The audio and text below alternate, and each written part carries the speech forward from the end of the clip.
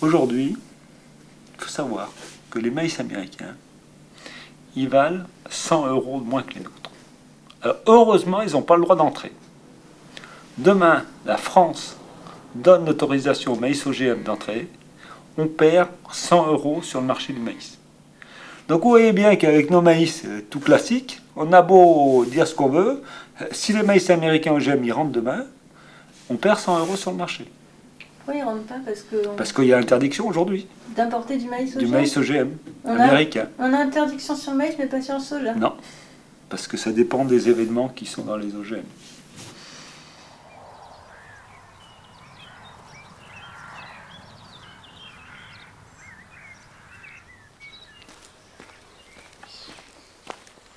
Donc voilà la farine qui est donnée à nos vaches. Là-dedans, vous avez de l'orge qui est aplatie et du soja qui est en granulé.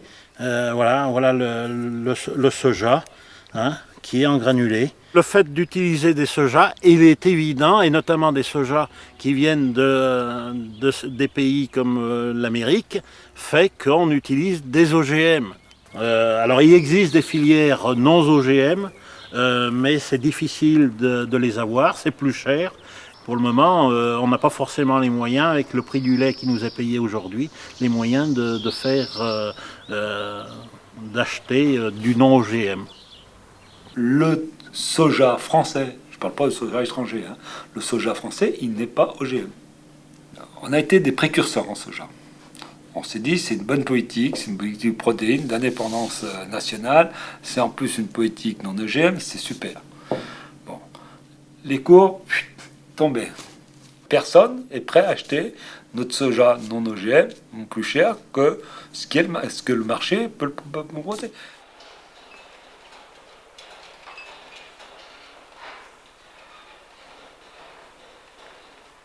Il y a des OGM dans le maïs et le soja destinés à l'alimentation animale.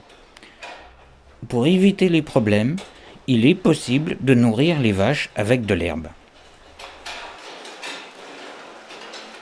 Quand j'ai repris l'exploitation, on n'avait aucune parcelle à proximité pour faire pâturer les vaches. Donc les vaches étaient en stabulation toute l'année. Donc on est parti sur un système uniquement en silage de maïs toute l'année, avec complémentation de l'alimentation en tourteaux de soja toute l'année.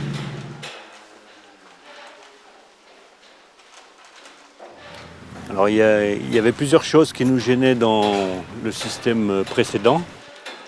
Par rapport à l'environnement, il est vrai que le maïs est une culture plus intensive, qu'il est difficile de réaliser sans intrants, notamment sans herbicides et sans engrais. Et elle implique de toute façon l'apport de tourteaux de soja, donc, qui forcément sont des aliments. Ce tourteau est à 90% importé des États-Unis et du Brésil. Au jour d'aujourd'hui, il est en totalité pratiquement OGM, donc on avait beaucoup de mal à s'affranchir de ces approvisionnements-là. La question était comment remettre ces vaches au pâturage. J'ai réussi courant l'année 2002 à constituer des îlots de 10 hectares de chaque côté de la route, à peu près, ce qui faisait une vingtaine d'hectares pâturables. En même temps, la question était de dire si on a de quoi faire pâturer les vaches ici pendant l'été, il faut trouver une solution pour les traire sur place. La question qui se posait dès le passage à l'herbe en été était de voir comment on peut alimenter des vaches qu'avec du foin en hiver, sachant qu'on a une superficie qui était assez réduite. Le système du séchage en grange nous permet de récolter dès le printemps une herbe de meilleure qualité, qui nous permet de produire plus de lait.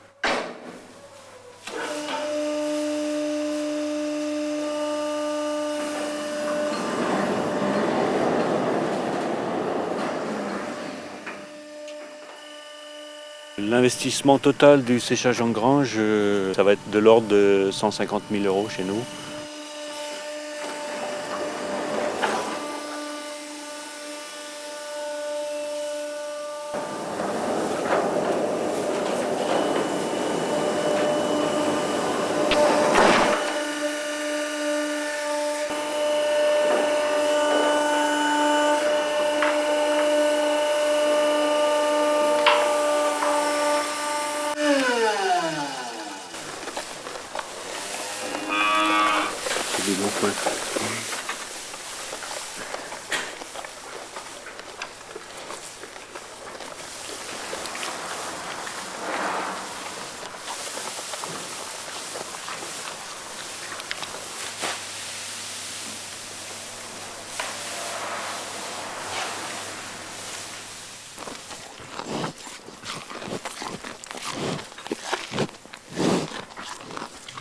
on avait réalisé avec les chiffres de la coopérative laitière et le BTPL une étude économique.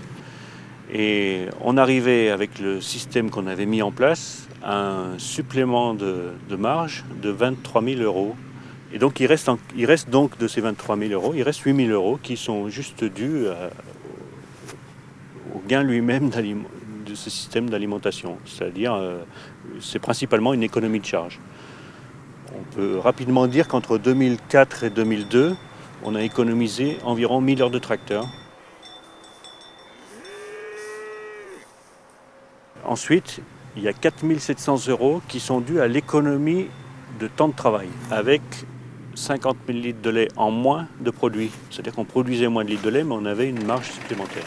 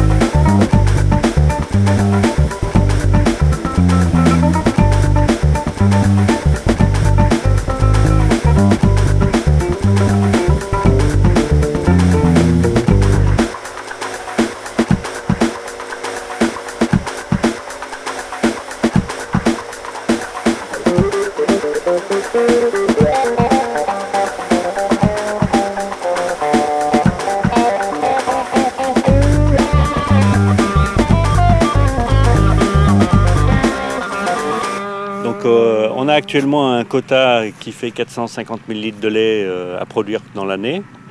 Il est vrai qu'avec notre surface de 80 hectares et notre système, on ne produit pas la totalité aujourd'hui de ces litres de lait. Donc le séchage en grange est là pour nous aider à en produire le maximum, mais de la façon la plus économe possible, quoi. C'est-à-dire que notre objectif n'est pas forcément de produire la totalité de notre référence, mais bien de la produire de la façon la moins chère possible et d'avoir la meilleure marge et pour sortir nos 3 revenus, quoi. On devient avec notre système d'alimentation à l'herbe beaucoup plus autonome et avec une alimentation beaucoup plus tracée puisque c'est nous qui produisons en totalité notre alimentation. Au jour d'aujourd'hui, avec uniquement du foin et de la pâture en été, on n'a plus besoin d'acheter aucun tourteau. Donc les céréales consommées par nos vaches sont uniquement celles qu'on produit sur l'exploitation. Donc on n'a absolument aucune raison d'introduire des OGM sur notre exploitation. Les OGM ne peuvent pas nous intéresser dans notre système. Moi, j'y vois vraiment aucun intérêt dans ce qui nous est proposé, sachant que le principal argument des vendeurs d'OGM, c'est d'avoir des plantes plus performantes et voilà. Nous, les plantes, on les souhaite les plus adaptées à notre environnement, à nos terrains et donc on va les trouver plutôt chez nous en les choisissant plutôt que des plantes qui viennent de l'extérieur et qui ne seront pas du tout adaptées à nos conditions, quoi.